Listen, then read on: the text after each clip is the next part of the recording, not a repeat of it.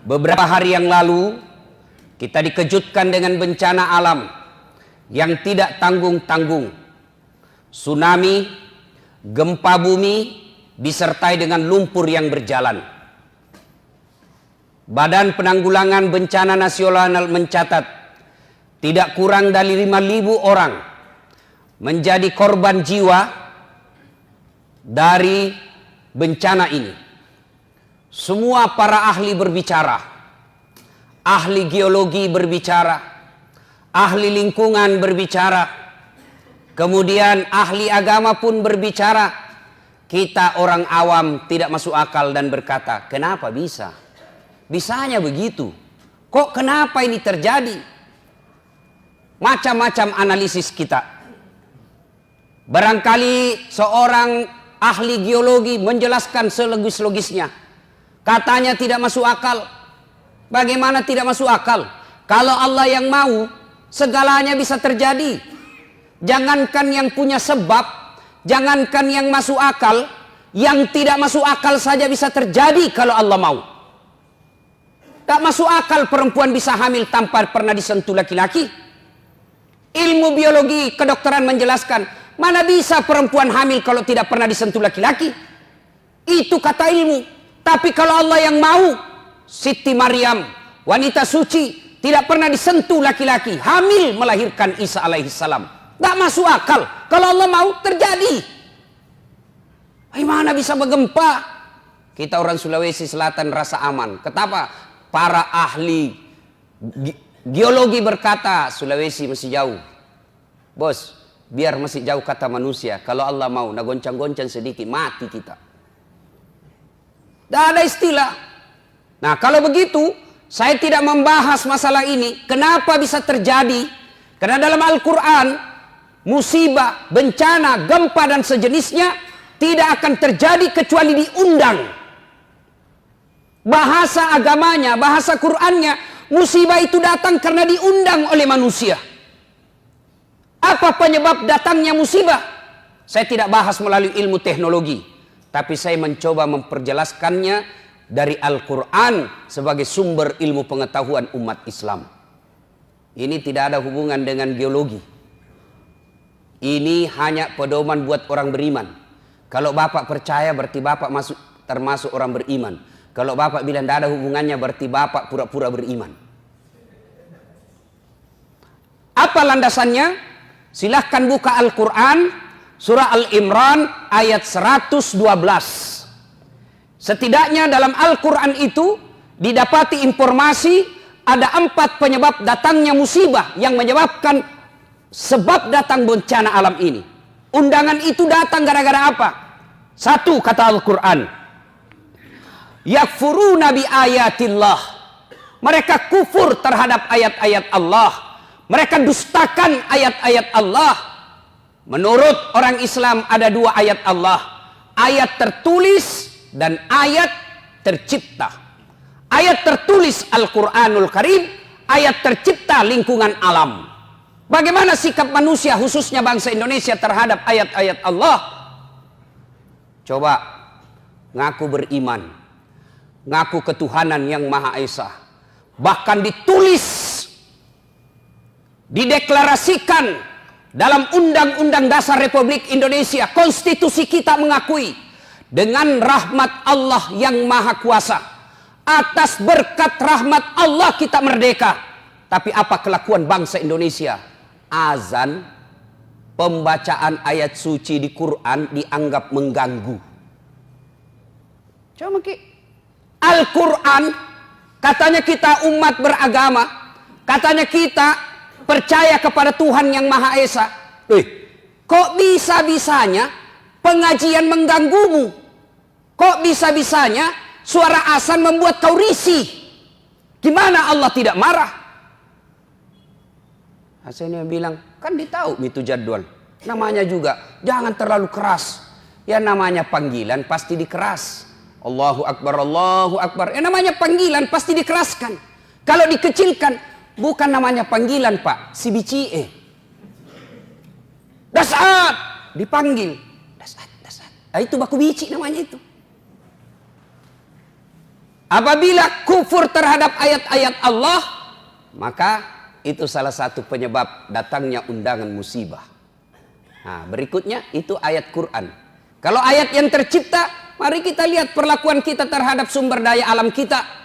Dihabisi tanpa ada perbaikan. Saya kalau perjalanan Pak, dari Balikpapan ke Bontang, dari Balikpapan ke Sangatta, Kalimantan Timur, dari pinggir jalan kita lihat hijau. Tetapi kita naik di atas pesawat, habis gundul hutan kita. Dan anehnya, siapa yang menikmati? Bukan masyarakat Indonesia. Siapa yang menikmati? Orang dari luar negeri. Gimana Allah tidak marah? Kita punya sumber daya alam melimpah, tapi siapa yang menikmati? Orang-orang kaya yang tertentu saja di Indonesia, dan berlebihan caranya menikmatinya. Nah, kalau ini ya tunggu mi, tajan nih, calon aku puang nih. Yang kedua, penyebab menurut surah Al-Imran, wa yaqtuluna anbiya'i bighairi haq. Mereka membunuh nabi secara tidak hak. Nah, bila mahasiswaku di Unhas, bagaimana caranya membunuh nabi, Ustaz? Nah, tidak ada nabi. Secara fisik kita tidak akan membunuh nabi lagi sekarang. Tapi apa cara kita membunuh nabi? Sunnah-sunnahnya kita bunuh. Sunnah-sunnahnya kita injak. Mana sunnah-sunnah nabi? Ayo kita lihat saja. Pengantin.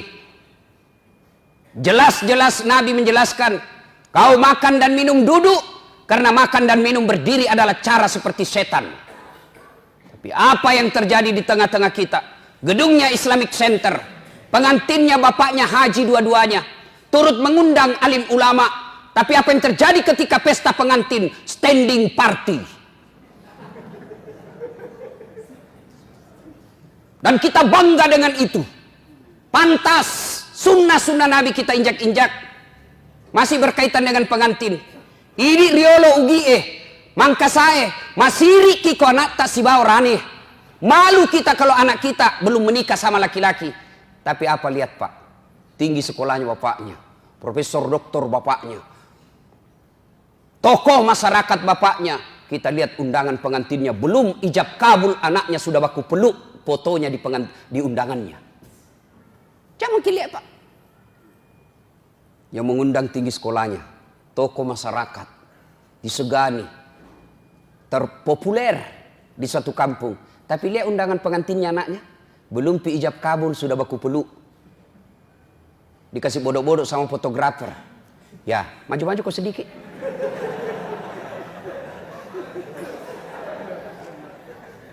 Kita injak-injak sunnah Nabi. Nabi menginformasikan dalam hadisnya, diriwayatkan oleh Bukhari, haram merubah nasab, haram mengerubah silsilah orang tua kita. Dek nawad dingi robah sana anak natawe. Tapi apa yang terjadi? Kita sok barat-barat. Sudah menikah, istri tak langsung siapa namanya di belakangnya, istri tak suaminya. Siapa ngajar gitu? Nabi sudah jelas, tidak boleh kau robah namanya bapaknya istrimu di belakang. Contoh konkret, nama istri Naurah Siddiqiyah, Nasrun, nama bapaknya. Begitu setelah menikah suaminya Das'at Latif, berubah namanya Naurah Siddiqiyah Das'at Latif. Padahal tidak boleh. Kenapa? Naurah Siddiqiyah bukan anak saya, tapi istri saya. Coba, Matandre itu sikolana, tinggi jabatannya, tapi begitu sudah menikah, namanya istrinya naganti. Apa pernah kita dengar Rasulullah mengganti nama istrinya Khadijah Muhammad? Tidak. Khadijah tetap disebut Khadijah binti Khuwailid, Aisyah binti Abu Bakar Siddiq. Sunnah-sunnah Nabi kita injak-injak. Kalau ada yang tidak melaksanakan sunnah, atau ada orang yang melaksanakan sunnah, kita anggap kampungan. Kita lihat saudara kita yang agak naik-naik celananya sedikit, dibilang apa? Banjir di kapang. Ada saudara kita memelihara jenggotnya karena cintanya kepada sunnah. Apa dia bilang? Dedek lewat-lewat naso alim. Apabila sunnah-sunnah Nabi kita injak-injak, tunggu azab Allah akan datang. Wa yaqtuluna anbiya'i bighairi haq. Yang ketiga, yang akan menyebabkan turunnya bencana alam. Wa kanu yaqtadun. Mereka telah melampaui batas. Tak lewat-lewat nih Pak. Lihat lagi Pak. Agama Islam mengajarkan amar ma'ruf nahi mungkar. Dan siapa yang punya tugas? Ulama, para mubalik. Tapi bagaimana kelakuan kita terhadap ulama? Bagaimana kelakuan kita kepada mereka yang melaksanakan amar ma'ruf? Mereka yang tulis la ilaha illallah dianggap teroris. Mereka yang menulis la ilaha illallah dianggap anti NKRI. Masa kalimat tiada Tuhan selain Allah kita takut? Dan siapa yang lakukan itu? Orang Islam sendiri. Anda yang lakukan kriminalisasi itu bukan non-muslim, orang non-Islam, kita masih bisa tolerir. Kenapa? Tidak mengerti. Islam sendiri, solatnya selalu mengucapkan la ilaha illallah, tapi takut dengan kalimat Allah, takut kalimat tauhid. Gimana caranya? Disebut lewat-lewat. Mana ada kasihan itu ulama pegang senjata? Mana ada itu ulama mengajarkan rongrong NKRI? Yang justru kita teror adalah yang mengajarkan amar ma'ruf nahi mungkar. Tapi para koruptor, coba kita lihat kelakuan negara terhadap koruptor. Saudi Arabia, koruptornya pancung, potong tangannya, potong kepalanya. Di Indonesia apa yang terjadi? Koruptor, potong masa tahanan. Ini kan keterlaluan namanya. Tan lewat-lewat mako. Marah Allah. Dan yang keempat, penyebab turunnya musibah di muka bumi ini, kata Allah menurut Al-Imran ayat 112. Dzalika bima adzau. Mereka berbuat zalim secara terang-terangan.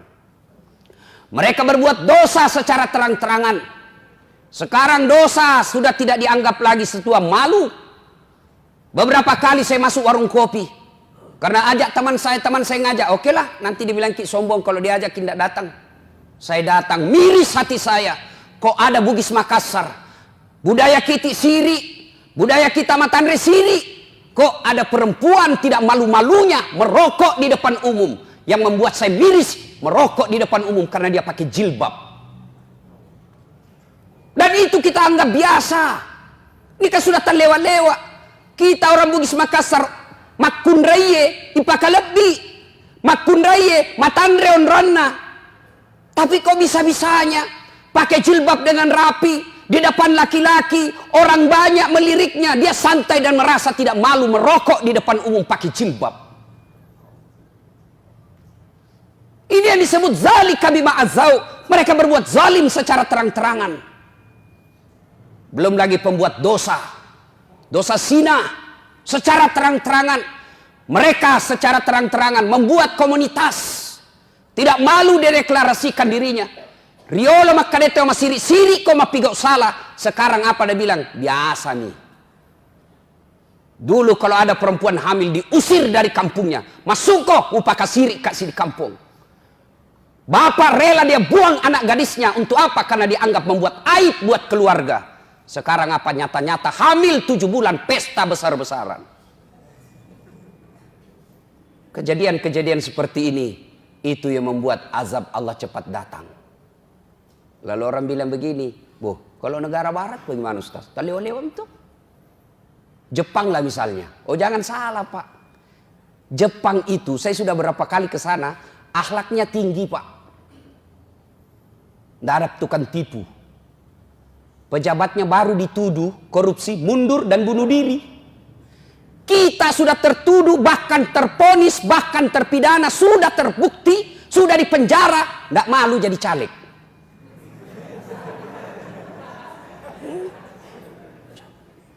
Apalagi kita lihat negara kita, bandingkan negara Eropa, barangkali yang banyak dosanya dibanding Indonesia. Oh, jangan salah Pak, mereka banyak dosanya tapi cerdas.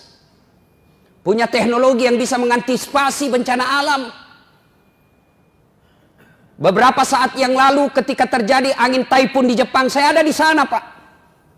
Saya mau khotbah Jumat di sana. Mereka tidak panik. Kenapa? Mereka punya teknologi. Sebelum terjadi, 24 jam sebelum terjadi, di handphonenya sudah dia tahu angin itu sudah di sini sekarang. Lagi sekian jam sampai di lokasi kita. Apa di Indonesia? Sejak 2012 ternyata alat pencatat deteksi dini tsunami sudah rusak. Sejak 2012 baru Pina kasih tahu Ki. Kalau begini negara kita, jangan salah. Na'udzubillah min zalik. Mudah-mudahan kejadian di Palu, Donggala, Sigi menjadi pelajaran buat kita semua. Merugi orang yang diberikan teguran oleh Allah, lalu tidak mengambil iktibar pelajaran dari itu. Ya kau yalenno paringarseng, yalenno paringereng. Kau sudah ditegur, lalu kau tidak ingat juga. Inna azabi lazadid. Sesungguhnya azabku sangat pedih. Bencana alam ini sesungguhnya ada 3 sifatnya. 1, ujian. 2, teguran. 3, hukuman. Apa bedanya Ustadz? Tergantung siapa yang ditimpa. Apabila orang beriman, orang baik, hancur rumahnya, meninggal istrinya, maka sesungguhnya orang alim itu kena ujian. Namanya ujian mau naik pangkat, namanya ujian mau naik kelas. Anak-anak mahasiswa kalau mau jadi sarjana tentu nulis skripsi berat. Kenapa? Anda mau mendapat gelar sarjana. Ujian. Yang kedua, teguran. Siapa mereka yang ditegur? Orang baik yang berbuat salah. Orang baik yang berbuat salah. Dia yang sholat, dia juga yang korupsi. Dia yang rajin sedekah, dia juga yang makan barang haram. Dia yang juga amar ma'ruf, dia juga yang melakukan kemungkaran. Ditegur, mari ngerako, kembali kau ke jalan yang lurus. Yang ketiga, hukuman. Siapa mereka? Orang kafir, pembuat dosa, durjana, maksiat, tidak pernah berbuat baik. Kena hukuman. Sesungguhnya dia bukan dicoba, tapi dia dihukum panjar dunia. Kita periksa diri tak. Kalau rumah tak terbakar, kena gempa. Apa dia ujian? Apa dia teguran? Apa dia hukuman? Tergantung siapa. Kalau tidak pernah sholat, pabotor, tukang tipu, koruptor, hancur rumahnya. Jangan kau bilang diuji kok bos. Sidang Jumat yang saya muliakan. Tidak ada hal yang sia-sia di sisi Allah. Gempa, bencana, saudara kita yang ditimpa di Sulawesi Tengah. Sesungguhnya faedahnya. 1, ladang sabar bagi mereka yang kena musibah. Bagi mereka yang kena musibah, ini ladang amal. Berat, sakit hati, menderita. Karena memang hadiahnya sungguh luar biasa. Apa? Innallaha ma'as-sabirin. Allah bersama orang-orang yang sabar. Sabar, Allah bersama kita.